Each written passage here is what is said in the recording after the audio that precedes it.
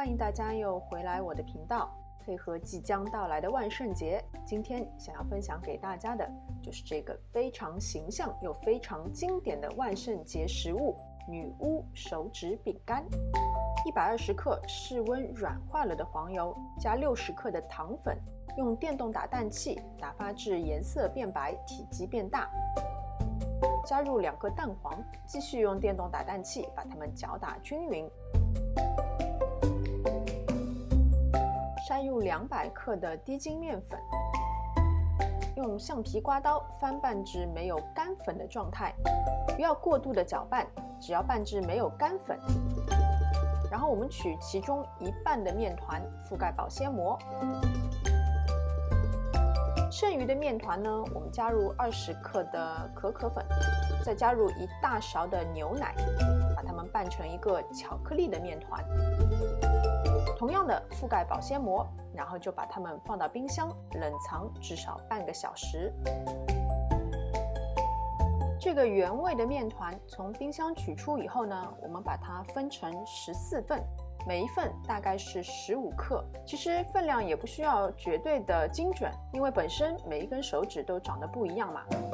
接着就把它们搓成长条状，长度和粗细嘛，你也可以参照自己的手指，可以直接把它们排放在铺了烘焙纸的烤盘上，在差不多的位置呢，就刻出关节的形状，然后再用刮板或者是刀背刻出褶皱，让这个手指看起来更逼真。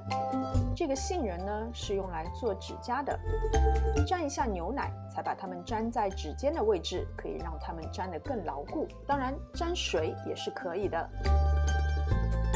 这个饼干胚尽量做得细长一些，因为它在烤的时候还会变大。女巫手指嘛，还是要瘦骨嶙峋一些，才会比较逼真。接着是巧克力面团，也是同样的操作方法。不过呢，因为刚刚我们在里面额外添加了可可粉，它的分量要比原味的面团重一些，所以把它们分成15或是16份。接下来的操作也都是一样的。这个褶皱是3条还是4条都无所谓，就像我刚刚说的，每一根手指都是不一样的。杏仁放上去之前，一样要记得沾一下牛奶。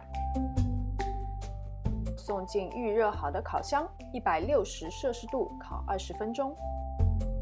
出炉以后，只要让它自然冷却，就可以开始享用啦。先不论造型，其实这个饼干也是非常好吃的。巧克力味的，因为我用的是无糖可可粉，所以有些微苦，用来蘸牛奶也是非常好吃的。原味的呢，可以蘸咖啡。口感是非常酥松的黄油饼干，所以老人小孩也可以吃。好啦，今天的视频就到这边，非常感谢大家的观看。